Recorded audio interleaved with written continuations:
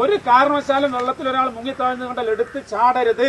കാരണം നിങ്ങളിൽ പല ആളുകളും ധരിച്ചു വെച്ചിട്ടുണ്ടാവും നീന്തൽ അറിയാം, അതുകൊണ്ട് ചാടി ഇറങ്ങി ഒരു ജീവൻ രക്ഷപ്പെടുത്താം എന്ന് വിചാരിച്ച് ഓടിപ്പോയി കഴിഞ്ഞാൽ നിങ്ങളുടെ ജീവൻ അപകടത്തിലാവും. മുങ്ങിത്താഴ്ന്ന ആൾ നിങ്ങളെ പിടിക്കും. നിങ്ങളെ പിടിച്ചു കഴിഞ്ഞാൽ അവിടെ 3 മിനിറ്റിനുള്ളിൽ നിങ്ങൾക്ക് അവനെ കരക്കി എത്തിക്കാൻ കഴിഞ്ഞില്ലെങ്കിൽ നിങ്ങൾ രണ്ടുപേർ വെള്ളത്തിനടിയിലോട്ട് പോയി മുങ്ങി മരിക്കും. നമുക്ക് ഭക്ഷണം കഴിക്കാതെ വേണമെങ്കിൽ 30 ദിവസം ജീവിക്കാം. പക്ഷെ ശ്വാസം എടുക്കാതെ 3 മിനിറ്റിൽ കൂടുതൽ ഒരാൾക്ക് ഈ ഭൂമിയിൽ ജീവിക്കാൻ കഴിയില്ല. ഇപ്പൊ ഇദ്ദേഹം ഇവിടെ വെള്ളത്തിൽ മുങ്ങി താഴെന്ന് വിചാരിക്കുക. നമ്മള് മുന്നിൽ കൂടെ ഫ്രണ്ടിൽ കൂടെ നീന്തി ഇയാളെ രക്ഷപ്പെടുത്താൻ പോയാൽ, അല്ലെങ്കിൽ അദ്ദേഹം എന്നെ രക്ഷപ്പെടുത്താൻ ഞാൻ എന്ത് ചെയ്യും? ഇയാളെ മുക്കി താഴ്ത്തും. എന്നിട്ട് ഞാൻ മേലോട്ട് പൊന്താൻ ശ്രമിക്കും. ഒരാൾ വെള്ളത്തിൽ വീണ് കഴിഞ്ഞാൽ അയാളെ എങ്ങനെയാണ് രക്ഷപ്പെടുത്തേണ്ടത്, എന്തൊക്കെയാണ് മുൻകരുതൽ എടുക്കേണ്ടതെന്ന് പറഞ്ഞു തരാം. ബാക്ക് സ്ട്രോക്ക്, പിറകിലോട്ട് നന്നായി നീന്താൻ കഴിയുന്ന ഒരാൾക്ക് മാത്രമേ ജീവനോടുകൂടി ഒരാളെ രക്ഷപ്പെടുത്തി കൊണ്ടുവരാൻ പറ്റൂ. ഇത് ആദ്യം മനസ്സിലാക്കാം.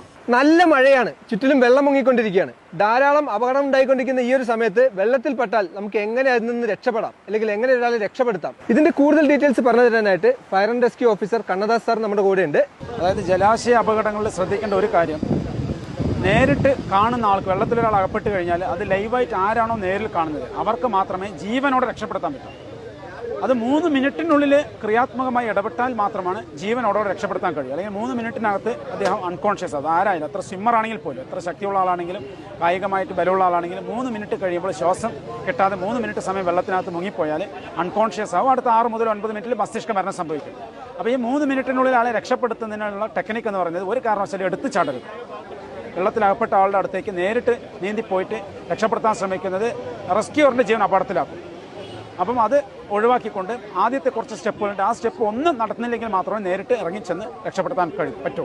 അതും പിറകുവശത്ത് കൂടെ മാത്രം പോയിട്ട് ഒരാളെ രക്ഷപ്പെടുത്താൻ ശ്രമിക്കേണ്ടത്. ആദ്യത്തെ ടെക്നിക്ക് എന്ന് പറഞ്ഞു കഴിഞ്ഞാൽ ആദ്യം ഷൗട്ട് ചെയ്യുക എന്നുള്ളതാണ്. ആ പ്രദേശത്തുള്ള ആളുകളുടെയൊക്കെ ശ്രദ്ധ ആകർഷിക്കുന്നതിന് വേണ്ടി ഉച്ചത്തിൽ നിലവിളിക്കുകയോ അല്ലെങ്കിൽ സിഗ്നലുകൾ കാണിക്കുകയോ അലേർട്ട് ചെയ്യിപ്പിക്കുകയോ ചെയ്യുന്ന ഒരു മെത്തേഡാണ് ആദ്യത്തെ. പബ്ലിക്കിൻ്റെ ഒരു അറ്റൻഷൻ കിട്ടിക്കഴിഞ്ഞാൽ ആളുകൾ രക്ഷാപ്രവർത്തനം എത്തുന്നതിന് വേണ്ടിയിട്ടാണ് അത് ചെയ്യുന്നത്. രണ്ടാമത്തെ ടെക്നിക്ക് എന്ന് പറയുന്നത് റീച്ച് എന്ന മെത്തേഡാണ്.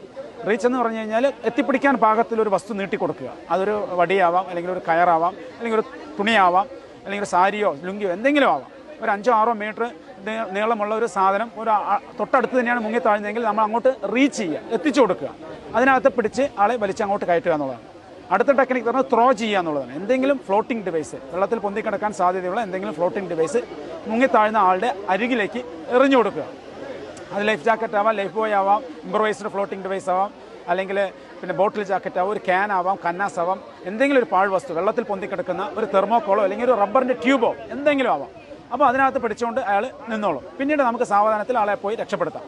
അടുത്തത് എന്ന് പറയുന്നത് പിന്നെ വെയ്ഡ് എന്നുള്ള മെത്തേഡാണ്. അതായത് വട ഉപയോഗിച്ച് കെട്ടിക്കൊണ്ട് ആളുടെ അടുത്തേ പോയി ആളെ വലിച്ചിങ്ങോട്ട് കയറ്റുക എന്നുള്ളതാണ്. അപ്പോഴും രക്ഷാപ്രവർത്തന സേഫ്റ്റിക്ക് വേണ്ടിയിട്ടാണ് അത് ചെയ്യുന്നത്. അടുത്ത ടെക്നിക്ക് എന്ന് പറയുന്നത് റോ, അതായത് തുഴഞ്ഞെടുത്ത് പോകാൻ എന്തെങ്കിലും ഒരു ഉപകരണം ഉണ്ടെങ്കിൽ, ഒരു വഞ്ചിയോ അല്ലെങ്കിൽ ഒരു ബോട്ടോ അല്ലെങ്കിൽ ഒരു കൊച്ചു വള്ളമോ അല്ലെങ്കിൽ ഒരു റബ്ബറിൻ്റെ ഡിങ്കിയോ എന്തെങ്കിലും ഒരു സാധനം ഉണ്ടെങ്കിൽ അതിനകത്ത് കയറുക, നേരെ മുങ്ങിത്താഴ്ന്ന ആളുടെ അടുത്ത് പെട്ടെന്ന് തുഴഞ്ഞു പോവുക, ആളെ ആ റബ്ബർ ഡിങ്കിക്കകത്തോ അല്ലെങ്കിൽ ആ ബോട്ടിനകത്തോ ആ വള്ളത്തിനകത്തോ വലിച്ചു കയറ്റുക എന്നുള്ളതാണ്. ഏറ്റവും അവസാനത്തെ ഓപ്ഷനാണ് നീന്തിപ്പോയിട്ട് രക്ഷാപ്രവർത്തനത്തിന് പോകുക എന്നുള്ളത്. നീന്തിപ്പോയി രക്ഷാപ്രവർത്തനത്തിന് പോകുമ്പോൾ ശ്രദ്ധിക്കേണ്ട കാര്യം, പിറകുവശത്ത് കൂടെ മാത്രം പോവുക.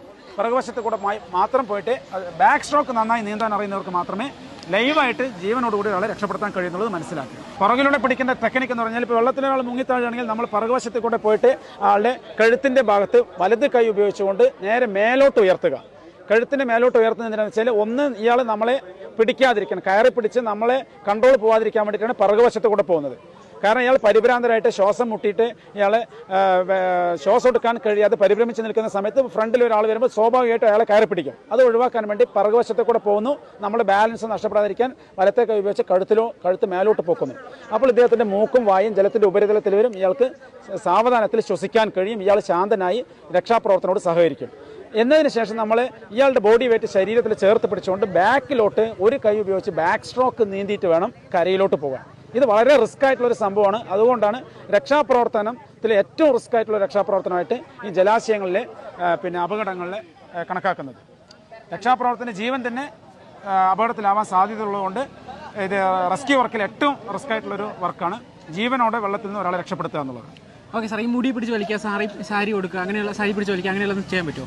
മുടിയിൽ പിടിച്ച് ബോധം ഉള്ള ഒരാൾക്കാണെങ്കിൽ നമ്മൾ റീച്ച് എന്ന മെത്തേഡിൽ കൂടെ നേരത്തെ പറഞ്ഞ പോലെ മുടിയിൽ കൈ കൊടുത്ത് വലിച്ചു കയറ്റാം. വടി ഉപയോഗിച്ചോ സാരി ഉപയോഗിച്ചോ എന്തെങ്കിലും വള്ളിപ്പടർപ്പോ അല്ലെങ്കിൽ റോപ്പോ ഉപയോഗിച്ച് അദ്ദേഹത്തെ പിടിച്ച് വലിച്ച് കയറ്റാം. അബോധാവസ്ഥയിലുള്ള ആളാണെങ്കിൽ നമുക്ക് നേരത്തെ പറഞ്ഞ പോലെ എങ്ങനെ വേണമെങ്കിലും വലിച്ച് കൊണ്ടുവരാം. കൊണ്ടുവന്നതിന് ശേഷം ഉടനെ ഫസ്റ്റ് എയ്ഡ് കൊടുക്കുക. എത്രയും പെട്ടെന്ന് എമർജൻസി മെഡിക്കൽ സർവീസിൽ അറിയിച്ചുകൊണ്ട് ഹോസ്പിറ്റലിൽ എത്തിക്കുക. ഫസ്റ്റ് എയ്ഡ് CPR ആണ് കൊടുക്കേണ്ടത്. CPR കൊടുക്കുക വെച്ചാൽ വെള്ളത്തിൽ വീഴുന്നൊരു കേസാണെങ്കിൽ നമ്മൾ ആദ്യം തന്നെ ബ്രീത്താണ് കൊടുക്കേണ്ടത്. ശരീരത്തിലെ അതായത് വയറിനകത്തുള്ള വെള്ളം ലെൻസിനകത്ത് കയറിയിട്ടുള്ള സ്റ്റമക്കിലുള്ള വെള്ളം ഔട്ട് ചെയ്ത് കളഞ്ഞതിന് ശേഷം ചരിച്ച് കിടത്തിയിട്ടോ അല്ലെങ്കിൽ കമഴ്ത്തി കിടത്തിയിട്ടോ വയറിൻ്റെ ഭാഗത്ത് പ്രഷർ കൊടുത്ത് വെള്ളത്തിന് ഔട്ട് ചെയ്യുന്നതിന് ശേഷം എന്നിട്ട് നിരപ്പായ സ്ഥലത്ത് കിടക്കുക. അയാൾ ബ്രീത്ത് എടുക്കുന്നുണ്ടോ എന്ന് ചെക്ക് ചെയ്യുക, അയാളുടെ പൾസ് ചെക്ക് ചെയ്യുക. ഇത് രണ്ടും ആബ്സെന്റ് ആണെങ്കിൽ ഉടനെ തന്നെ CPR സ്റ്റാർട്ട് ചെയ്യണം. അപ്പോൾ ആദ്യം 5 ബ്രീത്ത് കൊടുക്കുക. വെള്ളത്തിൽ വീണ ആൾക്ക് ആദ്യം 5 ബ്രീത്താണ് കൊടുക്കേണ്ടത്. അത് മൗത്ത് ടു മൗത്ത് ബ്രീത്ത് കൊടുക്കാം. മൗത്ത് ടു മൗത്ത് ബ്രീത്ത് കൊടുക്കുന്ന സമയത്ത് റെസ്ക്യൂറിന്റെ സേഫ്റ്റിക്ക് വേണ്ടി ഒരു മാസ്കോ അല്ലെങ്കിൽ ഒരു തൂവാലിയോ കർച്ചഫോ എന്തെങ്കിലും വായിക്കകത്ത് വെച്ചതിന് ശേഷം മൂക്ക് അടച്ചു പിടിച്ചതിന് ശേഷം ശക്തമായിട്ട് അദ്ദേഹത്തിന്റെ ലെൻസിലോട്ട് വായിലോട്ട് നന്നായി ഊതി കൊടുക്കുക. ഒരു 5 ബ്രീത്ത് കൊടുക്കുക. എന്നതിന് ശേഷം അദ്ദേഹത്തിന്റെ വാരിയിൽ അവസാനിക്കുന്ന പോയിന്റായ സ്റ്റെർണം എന്ന് പറഞ്ഞ പോയിന്റിലേക്ക് നമ്മുടെ മാസ്റ്റർ ഹാൻഡ് വെച്ചുകൊണ്ട് 2 കൈകളും വെച്ചുകൊണ്ട് 30 കംപ്രഷൻ, ഒരു 5 സെന്റിമീറ്റർ എങ്കിലും വാരിയിൽ താഴത്തക്ക രീതിയിൽ 30 കംപ്രഷൻ കണ്ടിന്യൂസ് ആയിട്ട് കൊടുക്കുക. വീണ്ടും 5 ബ്രീത്ത് കൊടുത്തുകൊണ്ടേയിരിക്കുക. ഇത് 1 മിനിറ്റിൽ 100 തവണ ചെയ്യുക. ഒരു മിനിറ്റിനകത്ത് 5 സൈക്കിളായിട്ട് 100 തവണയെങ്കിലും ചെയ്യണം. ബോധം വരുന്നത് വരെയോ അല്ലെങ്കിൽ ഹോസ്പിറ്റലിൽ എത്തുന്നവരെയോ ഇത് ചെയ്തുകൊണ്ടേയിരിക്കണം. അതാണ് CPR, ഇതിനകത്ത് കൊടുക്കുന്ന CPR. ഓക്കെ, അപ്പോൾ ഇപ്പോൾ വെള്ളത്തിൽപ്പെടുന്ന അപകട മരണങ്ങൾ കൂടിക്കൊണ്ടിരിക്കുകയാണ്. അപ്പോൾ എങ്ങനെ വെള്ളത്തിൽപ്പെട്ട രക്ഷപ്പെടുത്താം, അതുപോലെ CPR എല്ലാം എങ്ങനെ കൊടുക്കാം എന്നുള്ളത് നമുക്ക് കണ്ണദാസൻ സാർ, അതായത് ഫയർ ആൻഡ് റെസ്ക്യൂലെ ഓഫീസറാണ്, അപ്പോൾ സാർ പറഞ്ഞു തന്നു. അപ്പോൾ സാർ താങ്ക് യു. അപ്പോൾ നമ്മുടെ ഗ്രീൻ മാംഗോ സബ്സ്ക്രൈബേഴ്സിന് വേണ്ടി പറഞ്ഞതാണ്. അപ്പോൾ സാറേ താങ്ക് യു.